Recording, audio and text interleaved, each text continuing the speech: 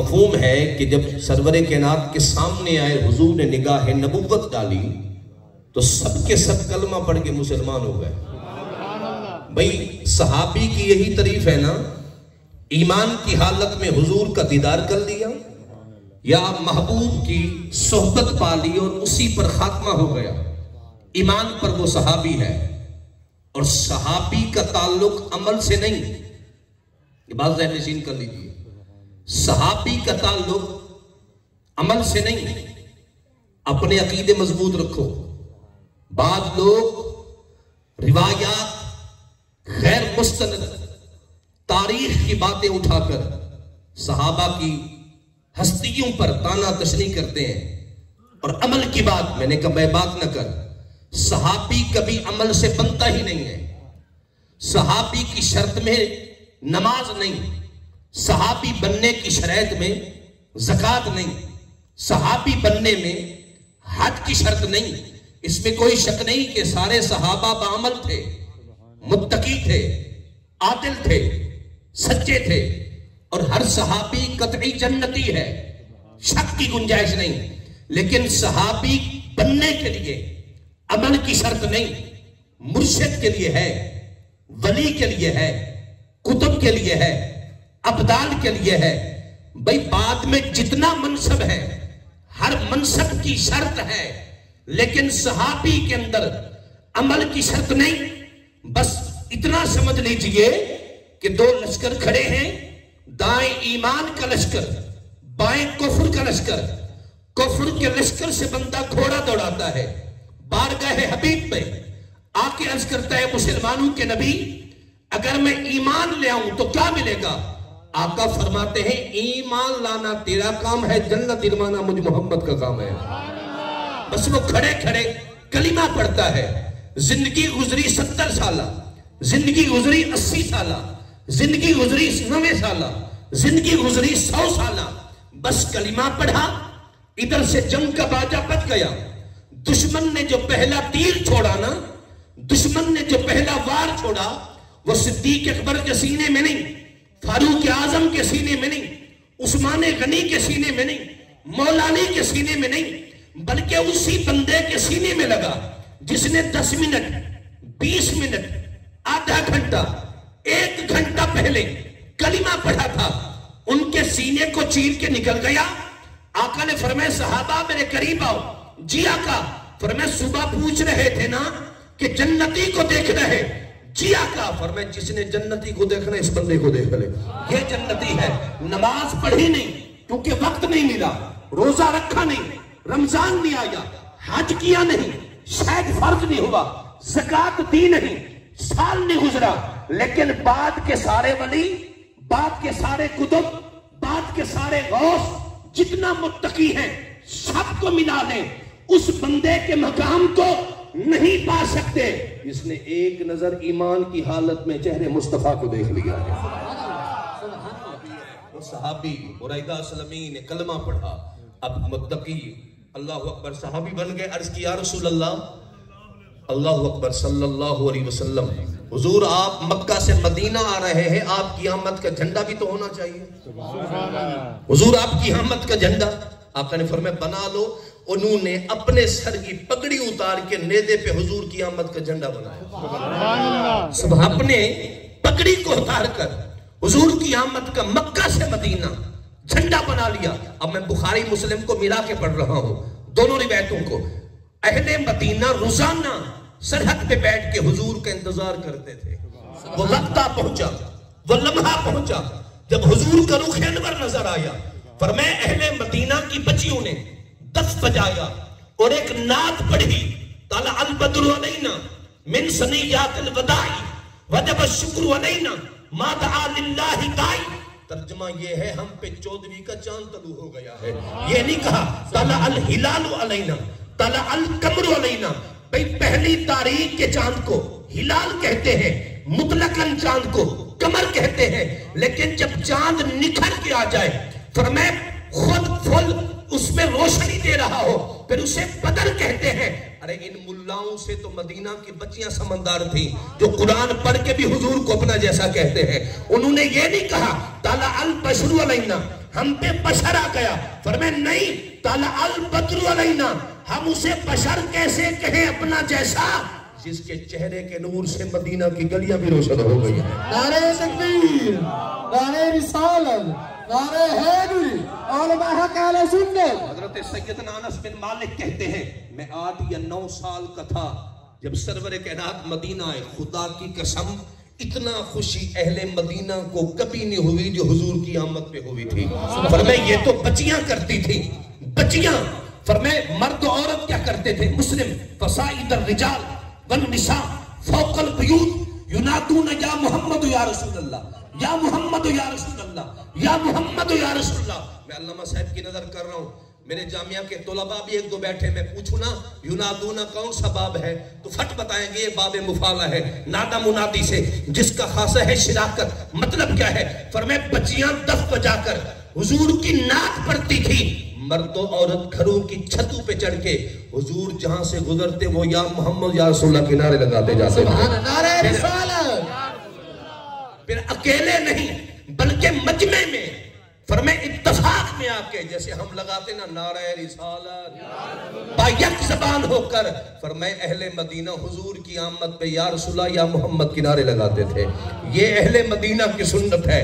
پیر کا دن تھا, تاریخ 12 کی تھی.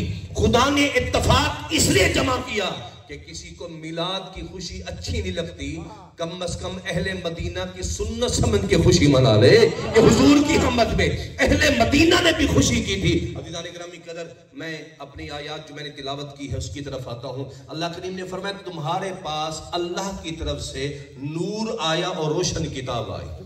بھائی میں علماء کی نظر کر رہا ہوں, بس جلدی جلدی سے 1-2 قواعد بتاؤں گا. یقیناً میں سبق سنا رہا ہوں, علماء تو ماشاءاللہ ان کی کیا شان ہے. بھائی فائل جب اس میں ظاہر ہونا تو ہمیشہ فعل کا صیغہ واحد ہی آتا ہے. یہ جاء واحد ہے اور ان تو یہ عطف معطوف مل کر اس کے فائل بن جائیں گے, یہ اس طرف جاتے ہیں. لیکن جب 2 چیزوں کا ذکر کیا جائے نا عربی لغت میں, اگر میں مولانا شکیل صاحب اور اپنے نام کا جملہ, توجہ ہے آپ کی عزیزان گرامی قدر, میں علامہ شکیل صاحب اور اپنے نام کا جملہ بنانا چاہوں نا, بیٹھنے کا, اٹھنے کا, چلنے کا, جانے کا, آنے کا, تو پھر مجھ پہ لازم ہوگا کہ جب میں ان کے نام کا ذکر کر لوں, اپنے نام سے پہلے پھر واو لکھوں, اپنے نام کے بعد ان کے نام سے پہلے واو لکھوں. اگر میں واو نہ لکھوں نا, جیسے ہم کہتے ہیں جاء زید و بکر, ہم زید اور بکر کے درمیان واو کا اضافہ کرتے ہیں جسے واو عاطفہ کہتے ہیں, اور عطف معطوف کا قاعدہ ہے پہلے والی چیز کا حکم علیحدہ ہوتا ہے, بعد والی کا علیحدہ ہوتا ہے. یعنی کہ مغایرت کو چاہتے ہیں.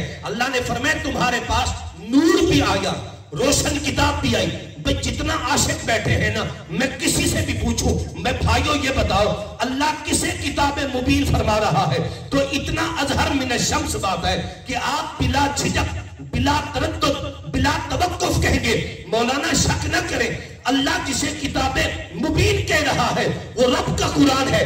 بقیہ بچا لفظ نور, میں تفسیر کروں اعتراض ہو سکتا ہے, علامہ صاحب کرے اعتراض ہو سکتا ہے, لیکن لفظ نور کی تفسیر وہ بندہ کرے جس نے کلمہ بھی چہرے مصطفیٰ کو دیکھ کے پڑھا ہوا ہو.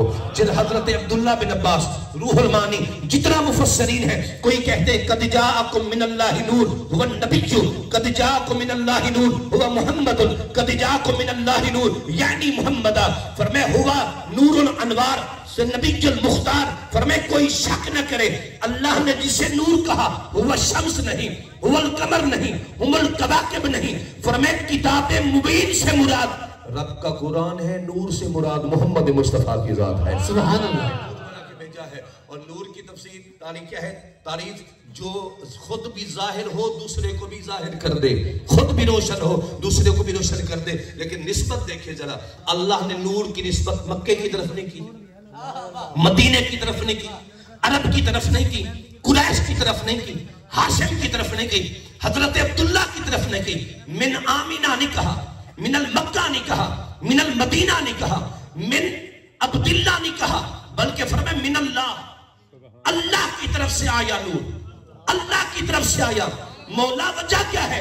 فرمائے جس نے مکہ میں دیکھا مکی سمجھا, مدینہ میں دیکھا مدنی سمجھا, عرب کی زبان دیکھی عربی سمجھا, جس نے قریش کا قبیلہ دیکھا کرشی سمجھا، ہاشم کا خاندان دیکھا ہاشمی سمجھا، فرمایا یہ میرے محبوب کی حقیقت نہیں۔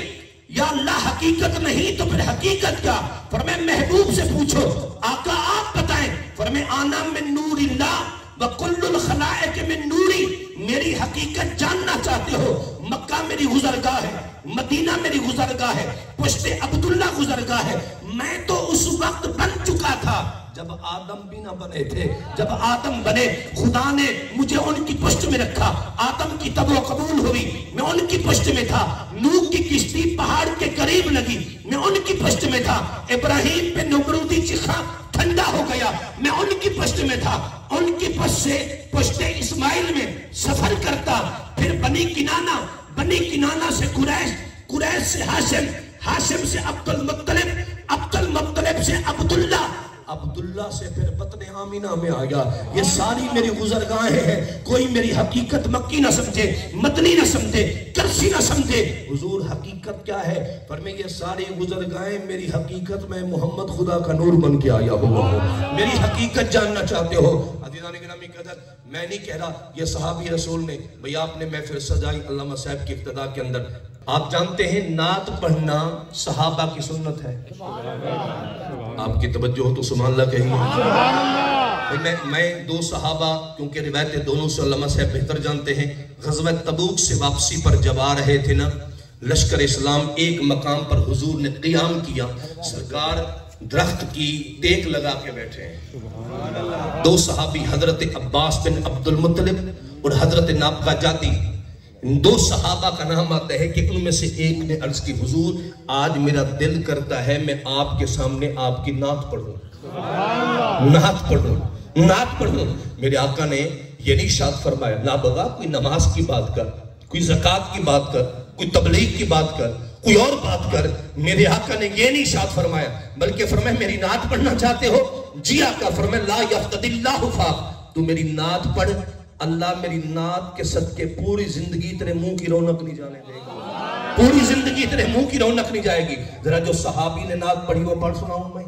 بھئی صبح طیبہ میں ہوئی، بڑھتا ہے بارہ نور کا، صدقہ لینے نور کا، آیا ہے تارا نور کا، پشت پہ دھلکا سرے انور سے شملہ نور کا، دیکھے موسیٰ طور سے اترا صحیفہ نور کا، چاند سم سے چوندیا کر چاند انہی قدموں پھرا، ہنس کے بجلی نے کہا دیکھا چھلاوا نور کا، تیری نسل پاک میں ہے بچہ بچہ نور کا، تو ہے این نور آقا، تیرا سب گھرانہ نور کا، اے رضا یہ احمد فیضی کا نور فیض ہے، ہو گئی میری غزل بڑھ کر قصیدہ نور کا۔ صحابی نے نعت پڑھی، ذرا سن لیجئے۔ یا رسول اللہ لما ولدتا، لما ولدتا، حضور جب آپ پیدا ہوئے، لما ولدتا اشرقت الارض وضاءت بنورک الافق، حضور آپ کے آنے سے پہلے اندھیرا تھا، آپ کے آنے سے پہلے گمراہی تھی، آپ کے آنے سے پہلے تاریکی تھی، لیکن جب آپ پیدا ہوئے آپ کے نور کے صدقے خدا نے زمین کو بھی روشن کر دیا، آسمان کو بھی روشن کر دیا۔ سرکار نے دعا کیا دی؟ اللہ تیرے منہ کی رونق نہ جانے دے۔ محبوب کی دعا کا صدقہ تو کوئی ملا ہوگا۔ اللہ اکبر، ذرا سنیے شارع کیا کہتے ہیں، انہو عاشا ثلاث مئات آمن لم تسقط سن حتی ماتا، فرمائے 300 سال عمر ہو گئی اس صحابی کی، اور نبی کی نعت کا صدقہ 32 کے 32 دانت موتی کی طرح چمکتے ہیں۔ یہ حضور کی نعت کا صدقہ ہے۔ آپ سن لیجئے، منصب جتنا بڑا آلہ نو احتیاط بھی اتنی بڑا آلہ ہے۔ بھئی غلطی سواری کرے نا تو بس کا شیشہ ٹوٹتا ہے، ڈرائیور غلطی کرے تو پوری بس کھائی میں جاتی ہے۔ بھائی میں اگر بیٹھا ہوں نا اس طرح، میں اس قابل نہیں، اللہ نے مجھے اگر خطابت کا منصب دیا ہے تو میری احتیاط بھی بڑی ہے۔ نعت خان یہ نہ سمجھے کہ بس ثنا خوانی کر لی، خطیب یہ نہ سمجھے کہ بس خطاب کر لیا، نہیں بھائی آپ امت کے ڈرائیور ہیں، آپ امت کے ڈرائیور ہیں۔ حکم ہے نا کہ سنتیں گھر پڑھیں، نفل گھر پڑھیں، لیکن مرشد کو استاد کو حکم ہے شاگردوں کے سامنے پڑھے تاکہ مرید کو ترغیب ملے، شاگرد کو ترغیب ملے، کوئی بدگمان نہ ہو۔ بھئی میں ابن جوزی کی بات کرنا چاہوں گا، امام ابن جوزی نے بیان میلاد النبی میں لکھا کہ بغداد میں ایک نعت خواں حضور کی نعت پڑھتا تھا. سبحان اللہ کی آواز نہیں آئی. نعت پڑھتے تھے. ان کی عادت تھی کبھی کبھی سگریٹ پی لیتے تھے, تمباکو. سگریٹ میں نے عرفاً ترجمہ کر دیا, ویسے تو تمباکو ہے, حقہ. فرمایا رسول کریم نے اسے دیدار کرایا. فرمایا اذا قرأت المولدہ, جب تو میرا میلاد پڑھتا ہے, احضروا, میں اس محفل میں متوجہ ہوتا ہوں, متوجہ ہوتا ہوں. فَإِذَا جَاءَ الدُّخَانُ أَتْرُكُوا وَأَذْهَبُوا, لیکن جب تو سگریٹ پی کے آتا ہے نا, منہ صاف نہیں کرتا, تیرے منہ کی بدبو سے ہم اٹھ کے چلے جاتے ہیں, اٹھ کے چلے جاتے ہیں. ابن جوزی لکھ رہے اس بات کو کہ بغداد کا ایک نعت خواں تھا جو حضور کا میلاد پڑھتا تھا. میلاد, اللہ اکبر کبیرہ. تو جتنا منصب اعلیٰ ہے, احتیاط بھی اتنا اعلیٰ ہے. ہاں اللہ معاف کرے, میں علامہ صاحب کی اصلاح سن کے بڑا دل خوش ہوا, اور ہونی چاہیے. اور ماشاءاللہ ان کا حوصلہ دیکھیں کہ انہوں نے بھی اصلاح کو قبول کیا. یہ سب سے بڑی بات ہوتی ہے. یہ پرانے بزرگوں کا انداز, میں خوشامد نہیں کر رہا, ایسے تو سارا دن خطاب کرنا کام ہے, ماحول بھرا پڑا ہے, شاعر کو پتہ نہیں میں کیا لکھ رہا ہوں, پتہ ہی نہیں ہے.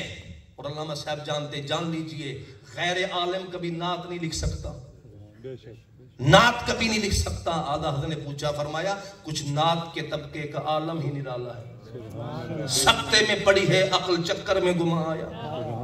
اور میں کوئی عام بات ہے, تلوار پہ چلنا ہے. اور مرزا غالب نے پڑھا تھا نا, پھر کے گلی گلی تباہ, ٹھوکریں سب کی کھائیں کیوں, دل کو جو دے عقل خدا تیری گلی میں آئیں کیوں. آپ نے فرمایا غالب تیرا کوئی محبوب اور ہے جس کی تو گلی میں نہیں جانا چاہتا. آپ نے کہا پھر کے گلی گلی تباہ, ٹھوکریں سب کی کھائیں کیوں, دل کو جو دے عقل خدا آقا تیری گلی سے جائیں کیوں.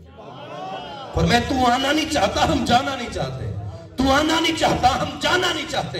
بھائی کسی نے اعلیٰ اطہر رائے پوری نے حضرت اعلیٰ حضرت کے سامنے پڑھا تھا, انہیں کہا کب ہے درخت حضرت والا کے سامنے, مجنو کھڑے ہیں خیمہ لالا کے سامنے. فرمائے خبردار, دوسرا مثلا شان رسالت کے مطابق نہیں. اس نے کہا حضور کیا ہوا؟ فرمائے ایک تو تم نے حضور کے روزے کو لیلا کا خیمہ کہہ دیا, کیا جرت لیلا کے خیمے کی میرے محبوب کے روزے کے برابر ہو سکے؟ انہیں کہا پھر, انہیں کہا دوسرا یہ کہ تم نے حضور کی بارگاہ میں جو درخت کھڑے ہیں انہیں مجنو کہہ دیا, یہ شان رسالت نہیں. انہیں کہا حضور پھر کیا کہو؟ فرمائے یہ کہو کب ہے درخت حضرت والا کے سامنے, قدسی کھڑے ہیں عرش مولا کے سامنے. کلام لکھنا ہو تو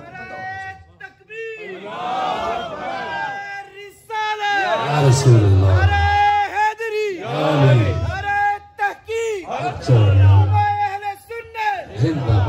ایک تو نعت خانوں سے بھی عرض کروں گا, پکے کلام پڑھا کرو, بزرگوں کے, اعلیٰ حضرت کے, پیر مہر علی کے, یہ کلام ہے. ایرے گہرے کا کلام نہ پڑھا کرے. ہاں آپ سے بھی گزارے ہیں, عقیدے مضبوط کرو. جی عقیدے پتہ ہی نہیں ہوتا, پڑھ رہے ہوتے کلام. آج ایک مقام پر میرا جو ہے نا وہ بیان تھا, تو ایک نقیب صاحب نقابت کر رہے تھے. اس نے ایک روایت پڑھی اور اس نے اپنی طرف سے ادراج کیا. اس نے کہا بھی, اس نے انگلش کے کچھ اشعار پہ الفاظ پڑھے اور پھر ترجمہ کرنے لگا کہ بھی ایک انگریز نے لکھا کہ بھی سرکار دو عالم جب تبلیغ دین شروع کی تو مجلس لگی تھی, سرکار نے تو ایک بندہ کھڑا ہو گیا, اس نے کہا کہ بھی ایک شخص ہوں گے, اللہ اکبر, جو سرکار کے خلیفہ ہوں گے, وسیع ہوں گے, یہ ہوگا. حالانکہ روایت میں ایسا کوئی لفظ نہیں, کوئی ایسا لفظ نہیں. اگر کسی نے لکھ دیا تو اپنی طرف سے لکھا ہے. اہل سنت کی کتابوں میں کوئی ایسا لفظ نہیں.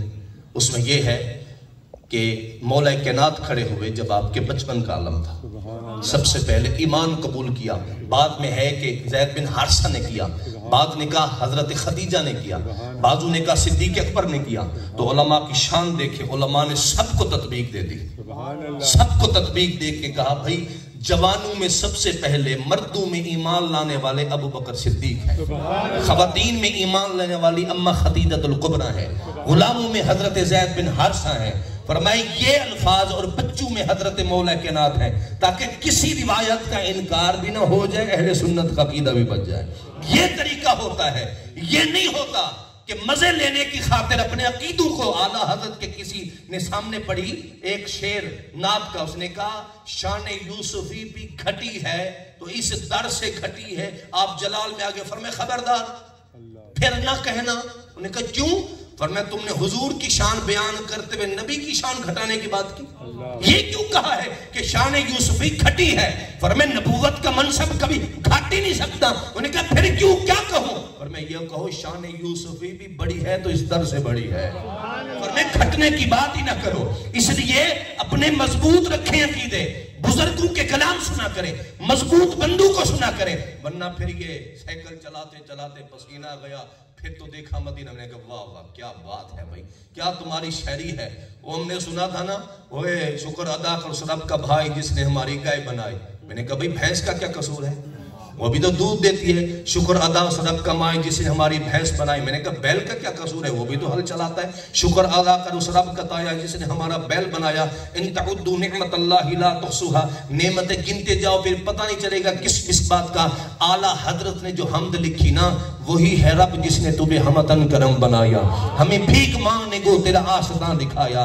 تجھے حمد ہے خدایا، تجھے حمد ہے خدایا. وہ قواری پاک مریم نفخت فیہ قدم، کیا عجب ہے شان اعظم مگر آمینہ کا جایا وہی سب سے بڑھ کے آیا. تجھے حمد ہے خدایا، تجھے حمد ہے خدایا. تو بزرگوں کے کلام پڑھا کریں. وہ کمال حسن حضور ہے کہ گمان نقش جہاں نہیں، یہی پھول خار سے دور ہے، یہی شمع ہے کہ دھواں نہیں. رخ مصطفیٰ ہے وہ آئینہ کہ ایسا دوسرا آئینہ نہ کسی کے بزم خیال میں، نہ دکان آئینہ ساز میں. کروں تیرے نام پہ جاں فدا، نہ بس ایک جاں تو جہاں فدا، تو جہاں سے بھی نہیں جی بھرا. کروں کیا کروڑوں جہاں نہیں، کروں مدح اہل دول رضا، پڑے اس بلا میں میری بلا. میں گدا ہوں اپنے کریم کا، میرا دین پا رہنا نہیں. اس لیے اب آپ یہ ساری محبت محبوب کائنات علیہ الصلوۃ والتسلیم کی. آپ جتنا بھائی آئے ہیں عاشقان رسول، ایمان سے بتانا بھائی. علامہ صاحب جانتے ہیں حکم تو ظاہر پہ لگتا ہے نا، کسی کے دل کو تو نہیں کھول کے دیکھنا ہوتا. یہ بڑے لوگ تبصرے کرتے ہیں تم دکھاوا کرتے ہو، کھانے کا چکر ہے، یہ ہے. میں نے کہا تم کب سے غیب بتانا شروع ہو گیا؟ تو نبی کے غیب کے منکر ہو. تم نے کب سے غیب بتانا یہ کہہ دیا ہے کہ ہم دل سے نہیں کرتے؟ میں نے کہا یہ میرا اللہ بہتر جانتا ہے کہ جتنے عاشق بیٹھے ہیں کوئی کسی کے لیے نہیں آیا، اپنے نبی کی محبت میں آیا، اپنے نبی کی عقیدت میں آیا بیٹھا ہے. اس لیے اپنے عقیدے سلامت رکھیں اور اس کا بہترین طریقہ اپنے علماء سے وابستہ رہیں. سوشل میڈیا کا دور ہے، ہر ایرا غیرہ مفتی ہے، ہر گدھا مذہبی اسکالر ہے. ہاں گدھے پرانی روش ہے نہ فتوہ جدید ہے. پھر تو سمجھو سجا دربار یزید ہے. انسان ہو تو کرتا ہے قدر انسان کی، گدھا مفتی ہو تو کتا بھی شہید ہے. جب گدھے مفتی بنیں گے تو کتوں کو شہید کہیں گے نا. یہ سارے گدھے ہیں اور آپ ان کو سنتے ہیں. یہ بڑے حوالے دیتا ہے. میں نے کہا بھئی ایک علامہ صاحب ادھر وہ الو کا پٹھا ہے انجینئر، ہاں اجھل، جاہل بھی نہیں اجھل. وہ میرا بھانجا بیٹھا ہے 4تھے درجے کا طالب علم ہے. ایک دن کیا لگا یہ مروجہ. میں نے کہا مروجہ نہیں، پھر اس نے کہا مروجہ. میں نے سے پوچھا بھئی یہ کون سا صیغہ ہے؟ انہوں نے کہا یہ فاعل پڑھ رہا ہے، در حقیقت یہ مفعول کا صیغہ ہے. مروجہ ہوتا ہے لفظ مروجہ. اب جس کو مروجہ کا پتہ آپ کہتے ہیں بڑا عالم ہے. کیا بات ہے. میں نے کہا آپ کی بھی. اللہ کے بندو ایمان بچاؤ. سونا جنگل رات اندھیری، چھائی بدلی کالی ہے، سونے والے جاگتے رہنا چوروں کی رکھوالی. ہاں اپنے عقیدے بچاؤ، اپنے بزرگوں کے در کو نہ چھوڑو، پیر خانے سے وابستہ رہو. اعلیٰ حضرت سے زیادہ کون محدث عالم ہے اپنے وقت کے؟ یہ پچھلی صدیاں، میں صحابہ یا تابعین کی بات نہیں کر رہا، ان سے بڑے بھی بزرگ گزرے ہیں، اللہ اکبر. لیکن انہوں نے بتایا، فرمایا کہ انسان کو جہاں سے ملے جب بھی ملے فیض سمجھے میرے مرشد کا صدقہ ہے.